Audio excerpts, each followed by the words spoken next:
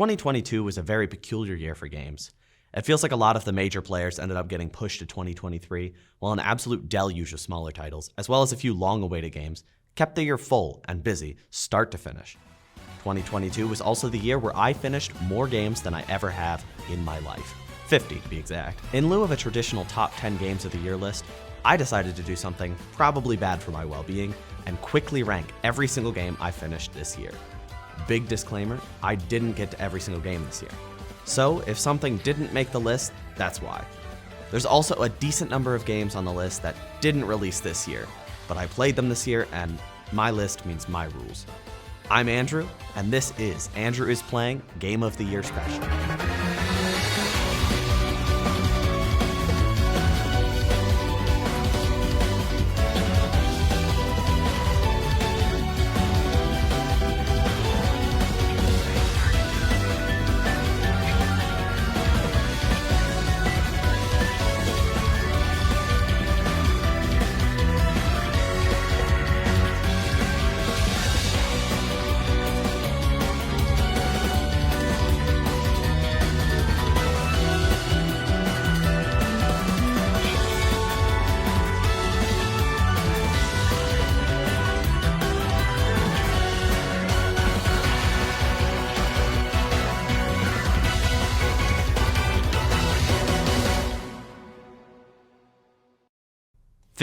Mario Strikers Battle League. A true letdown, this game is the most disappointing I played this year.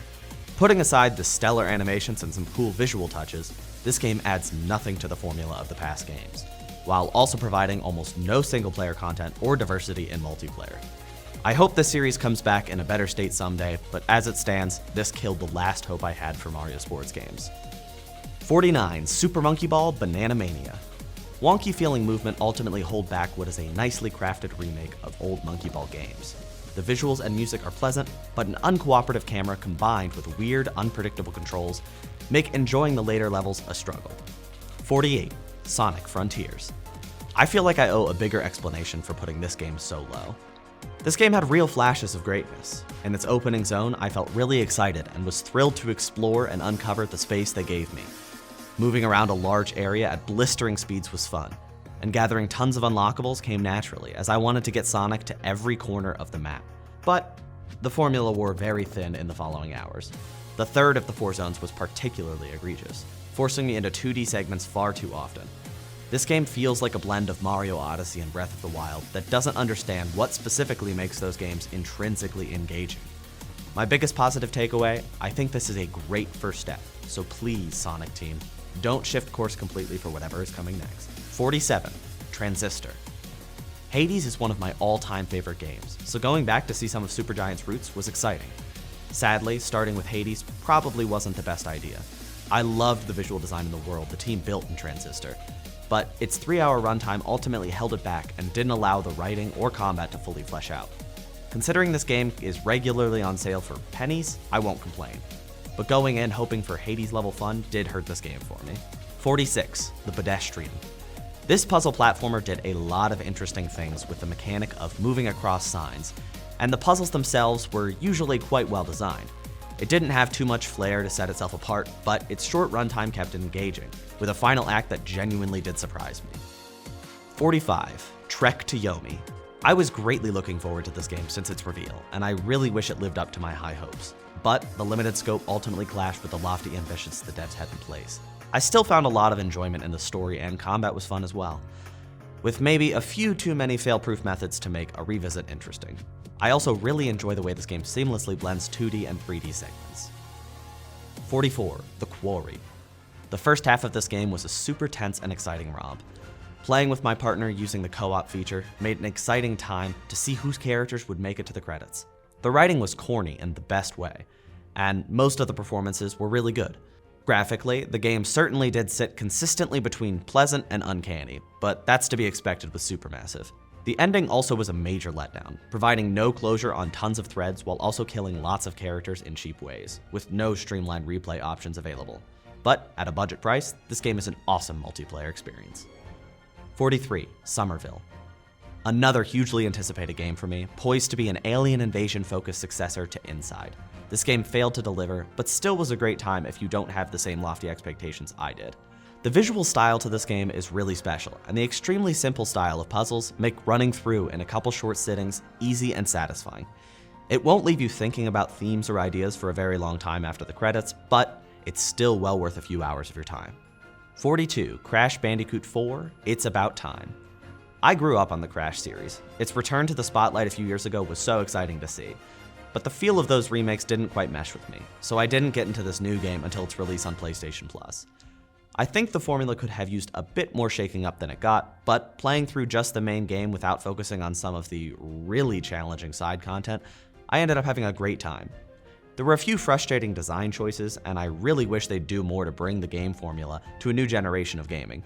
But as it stands, it was a fun and quick way to revisit a series that still does mean a lot to me. 41, Mario plus Rabbids, Sparks of Hope. I loved the shocking 2017 crossover, so I was in on this game from the moment it was announced. There were a lot of changes made to the original game formula, and it's really interesting to see how drastically these changes altered my enjoyment of the game. The new combat options were very exciting and allowed me to dominate battles, even on higher difficulties, in a fashion that was incredibly satisfying. The open zones started as a great change, but realizing that there were essentially no true benefits to completing everything, I ended up rushing through by the end. And the move away from Mario World elements was a massive letdown, relying almost completely on original Rabbid characters.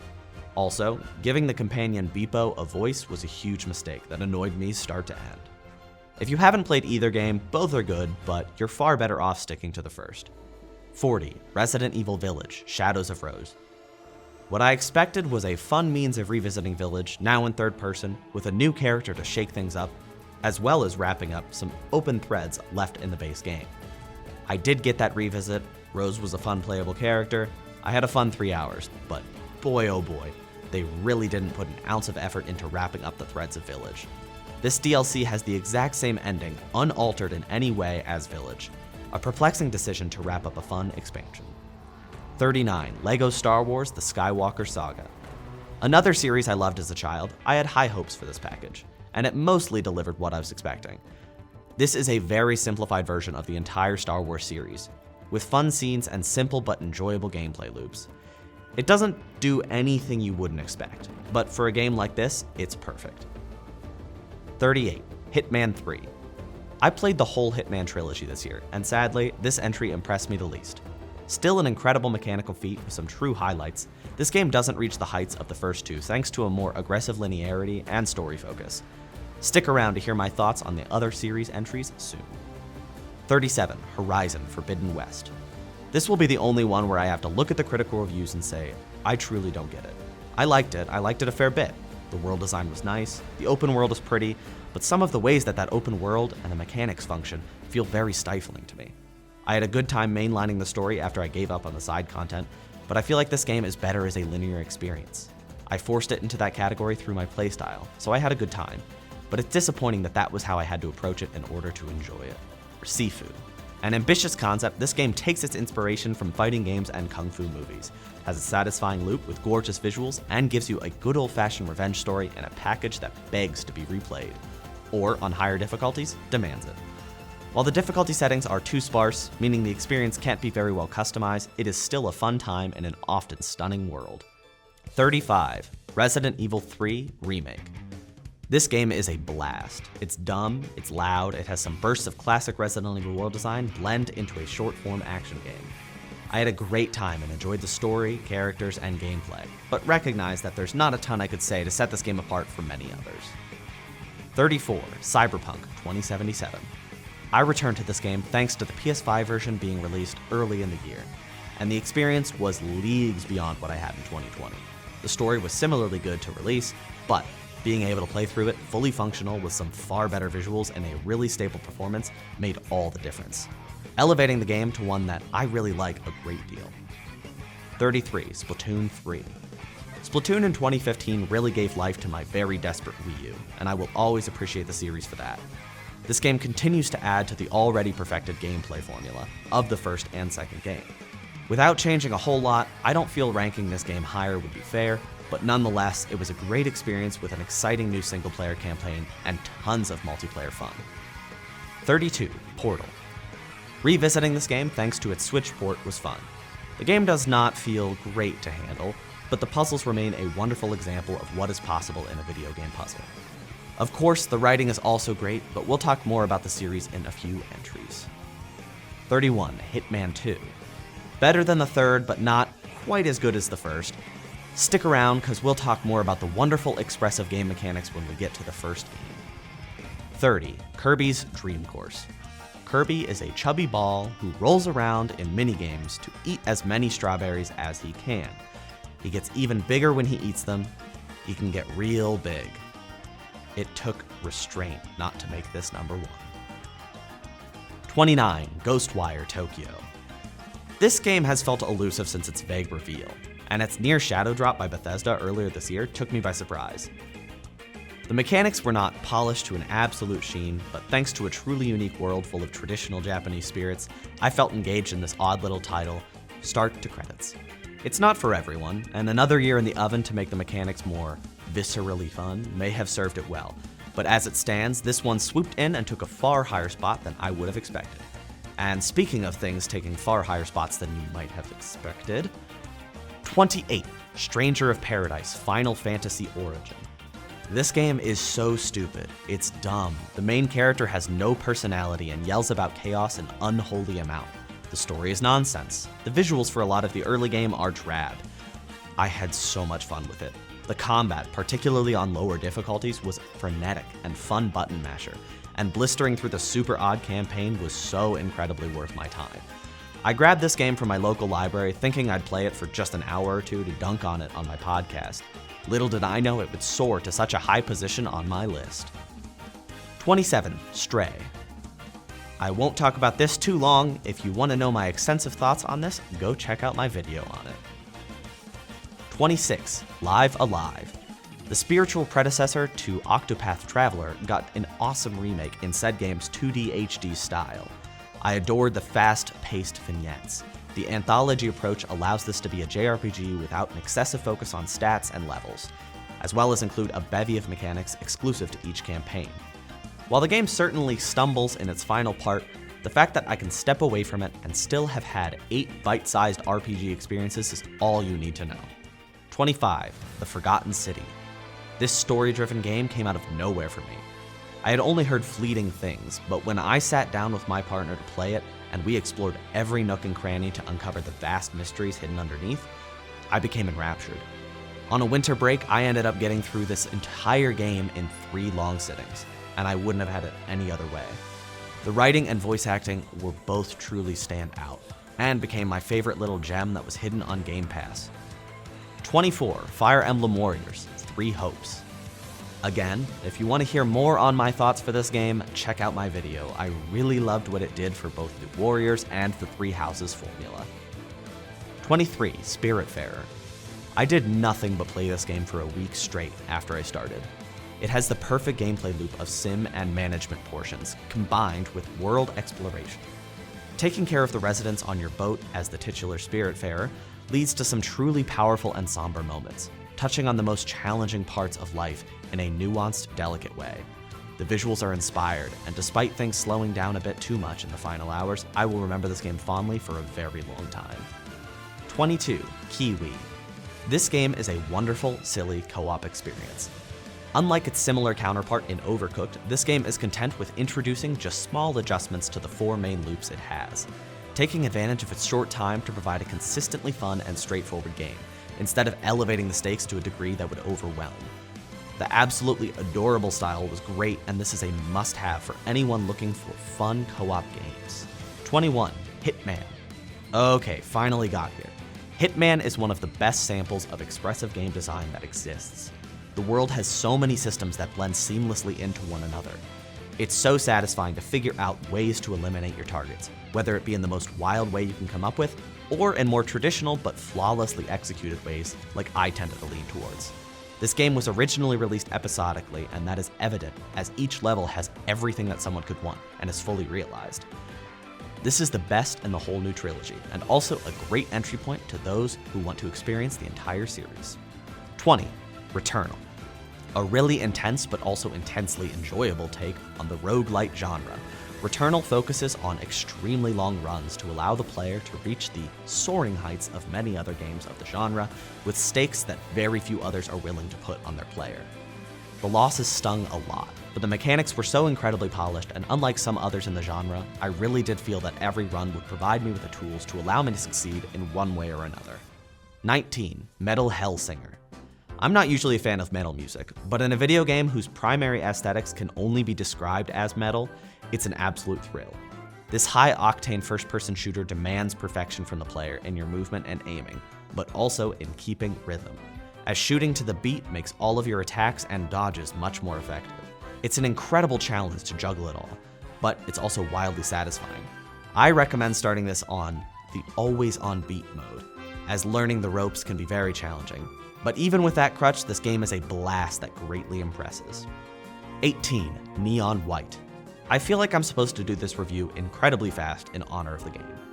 Neon White is a blisteringly fast game designed to tickle the speedrunning part of anyone's brain, allowing for instant restarts of any level, as well as collectibles and encouragement of learning new paths and techniques to shave milliseconds off your times. I ended up doing every single thing that this game had to offer. This is sadly in spite of a very lackluster story, with less than exceptional writing. If you can overlook or are okay skipping an annoyingly written story, this game has incredible fun and some of the best level design I've seen in my life. 17. God of War Ragnarok. Alright, here's where I'll probably get the most flack. I really did like this game. I thought the combat was smooth, and the story is very well written and acted. It doesn't click with me as much as it seems to with everyone else though. I felt the same about the 2018 game. That being said, I had an awesome time, and I still recommend this game very highly, whether it be a way to push your PS4 to its limits, or enjoy an incredibly polished PS5 game. 16. Kirby and the Forgotten Land. I am not alone in having been waiting for Kirby to transition into 3D for as long as I've cared about the character.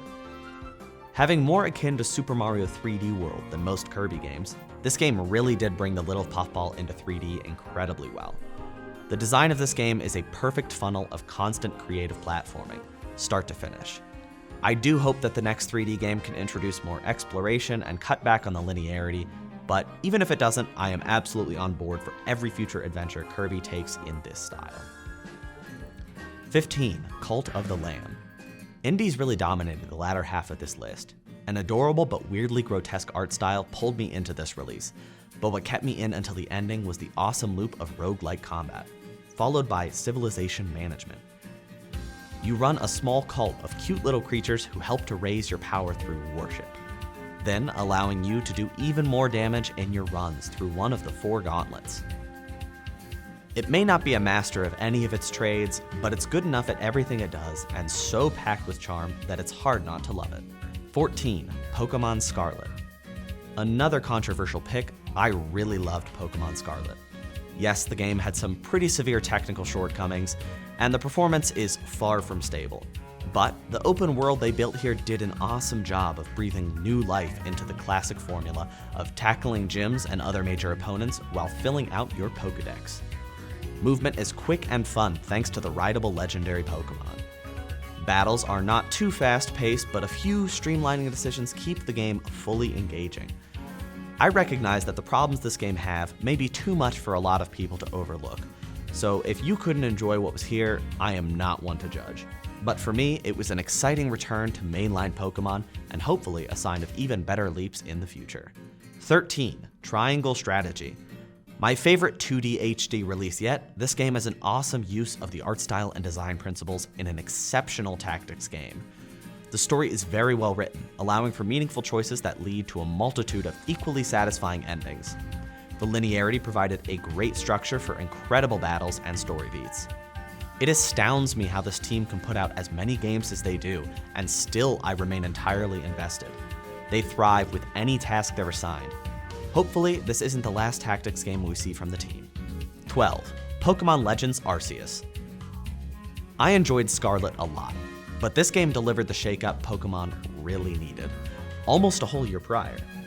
The catching and exploration mechanics of this game are probably my favorite in the whole series. This game is built upon filling your Pokédex, which has always been my favorite part of the series. The ability to catch Pokémon outside battle was incredibly quick and fun, encouraging me to continue moving forward with very little pause.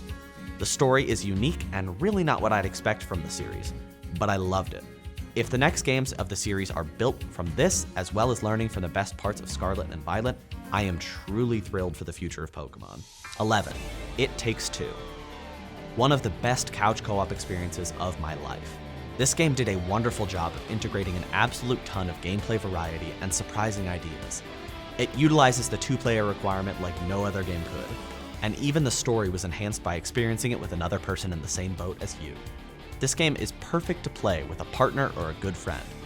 As far as co-op games go, it really doesn't get much better. 10. Xenoblade Chronicles 3. I love the Xenoblade series. 1 and X are two of my favorite Nintendo games. But Xenoblade Chronicles 2 left a really bad taste in my mouth, so the announcement of a third game left me very cautiously optimistic. I really wasn't prepared for how great this game would be. The lore may overwhelm at first, but once you're in on the journey, it's a wonderful roller coaster, shocking me with some of the most potent endgame twists and revelations I've seen. The gameplay is series peak with a bevy of mechanics to learn and side paths to thoroughly explore. The series is back to being one of my favorites, and I look forward to what's next from Monolith. 9. The Last of Us. Returning to this game to show it to my partner provided a really interesting lens. I've probably played through this entire game 8 times or so, but this is the first time since the release of Part 2, and I've experienced it with someone who had no knowledge of the game. The story and characters are still poignant to this day, and even playing the remaster of the original instead of the new PS5 remake, the game still is visually exceptional.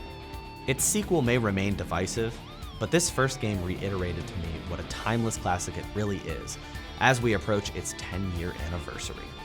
8. Death's Door. Isometric action games inspired by Zelda are pretty common these days, but where Death's Door really sets itself apart is in sheer polish and heart.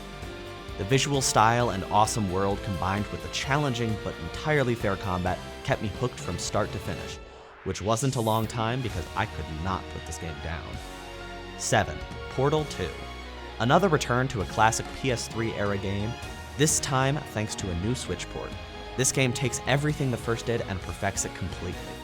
The puzzle design is brilliant, the world is weird and entrancing. The game now feels modern and awesome to control, and the story is one of the best in the medium. The writing, and especially the lead performances, are just top of the line. Stephen Merchant's performance keeps Wheatley consistently at the top of my list of favorite video game characters. It's the puzzle genre at its finest, and you owe it to yourself to play it if you've not already. 6. Bayonetta 3. Bayonetta 2 is one of my favorite games of all time. The reveal of Bayonetta 3 was a bombshell for me, and there's even evidence of how deeply thrilled I was when it got re-revealed last year. This game had the largest expectations from me, and it had a great deal to live up to. This isn't the game I'd have expected 5 years ago, but maybe it should have been. It took the Bayonetta gameplay formula, tacked on some major new ideas, and ran with it to create one of the most polished action games I've played. The Switch regularly has trouble keeping up with it, but the set pieces, the massive story, the crazy multiverse stuff that leads to tons of cool situational and gameplay heights, it really sets itself apart. To shake up the series and add more variety, Platinum introduced new playable character Viola, as well as giving Bayonetta a long list of summonable massive demon companions to control. Of course, I am biased, loving this series already so deeply, but it definitely had the possibility of letting me down. Thankfully, it didn't, and it's easily one of my favorite games on the system. Bayonetta 2 remains my favorite, but I absolutely adored every action-packed second of this third entry. 5. Resident Evil 4 VR. This game is the peak of VR for me. Taking one of the best designed and most beloved third-person games and translating it to VR was a bold choice, and one that clearly paid off. The flow of things is enhanced beyond even what I expected, thanks to the inventory you have being physically attached to your chest, allowing for tons of creative gameplay scenarios that really do allow the player to express themselves in ways that traditional gaming cannot. The game itself is also just amazing. It's essential for anyone interested in where so many modern game design sensibilities originated, and it's also just a blast to play through. I'm excited to play it again in the new remake in just a few months. Worth noting, this game also told me that I'm not into playing games in VR as things stand now.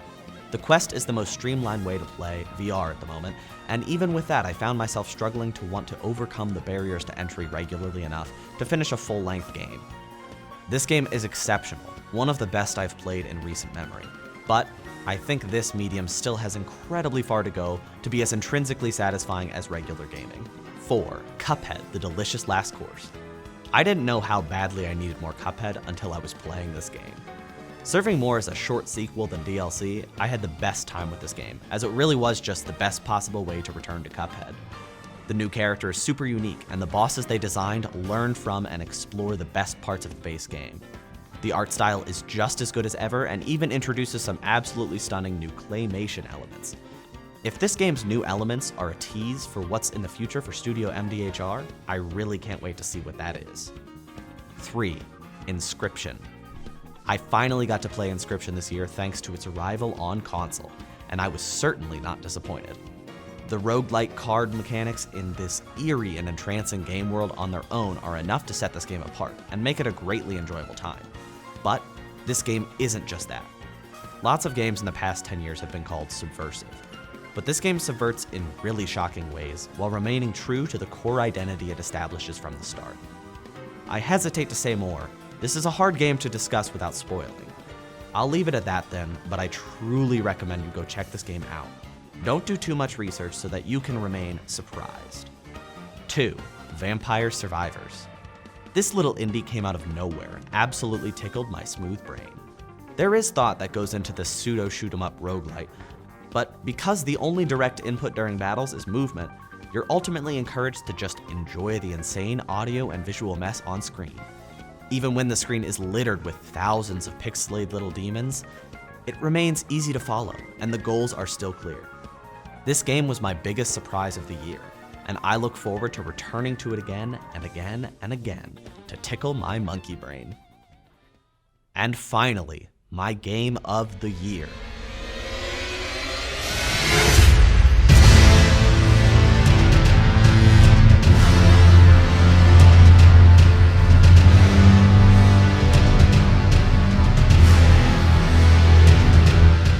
Elden Ring.